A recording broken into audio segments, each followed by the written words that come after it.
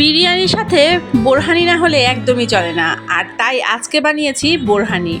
বোরহানি কিভাবে বানালাম সেই ইজি রেসিপিটা আপনাদের সাথে শেয়ার করব।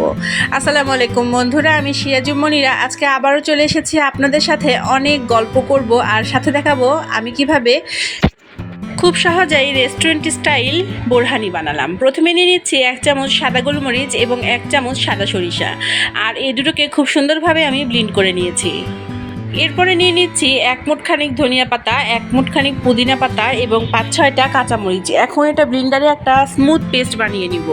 অন্যদিকে নিয়ে নিলাম একটা পাত্র, তাতে নিয়ে নিলাম 2 কাপ পরিমাণ টক দই এবং টক দই দিয়ে আমি এর সাথে বাকি যে উপকরণগুলো আছে সেগুলো একে একে অ্যাড করব।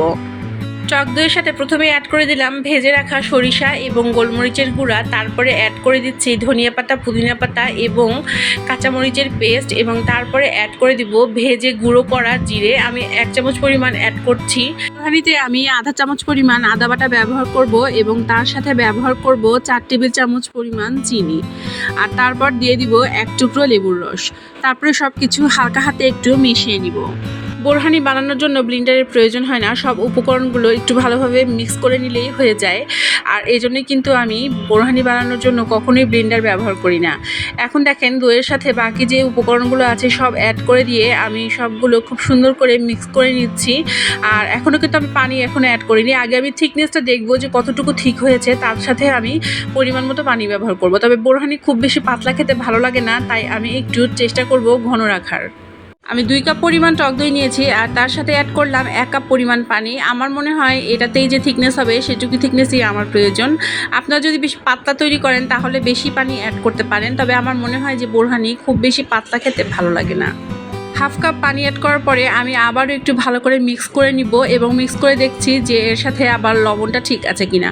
যদি লবণ ঠিক থাকে তাহলে আর লবণ দেওয়ার দরকার নাই, আর যদি দেখেন যে লবণ লাগবে তাহলে একটু মিক্স করে নিতে হবে। আমি চেষ্টা করি বোরহানিতে বিট লবণ ব্যবহার করার, আর আজকেও কিন্তু তাই ব্যবহার করেছি।